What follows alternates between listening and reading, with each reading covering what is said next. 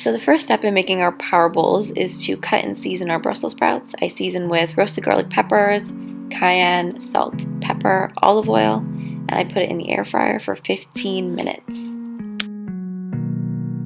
While that's cooking, you want to boil your sweet corn and cook your quinoa on the stove.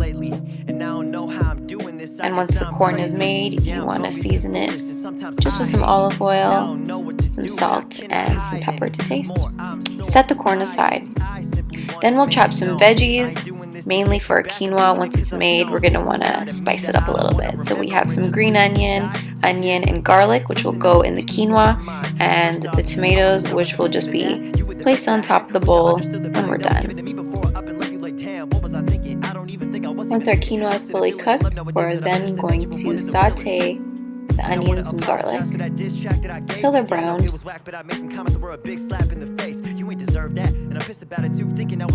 we're going to add the quinoa to the mixture. And we all know flavored quinoa is better, so we're going to spice it up a bit. Start with some black pepper, some sage. I'm definitely eyeballing these portions. Some seasoning salt. And there you go. Put it to the side.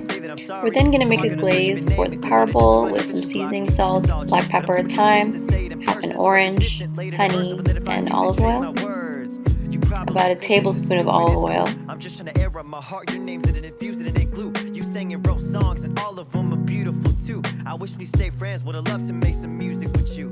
See, I talk about you in the past tense because we probably don't know each other. And just about a teaspoon of honey. Now running towards at 100 miles. You got a man now, and I'm happy for you. Kind of sad, whatever.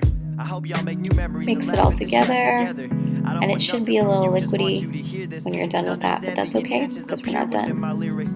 Once it's on the stove, we're going to add some brown sugar just to give it some thickness, and this is what it should look like. And I only had it on the stove for maybe like a minute. Our Brussels sprouts are cooked. Once everything is made, we can then begin to make our power bowls. Start off with the base, which is quinoa.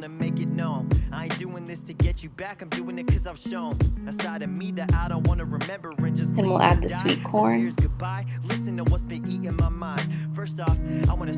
our crispy and delicious Brussels,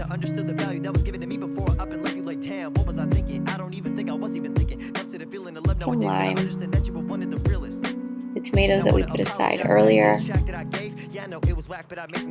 and your choice of parsley or cilantro to top it all off.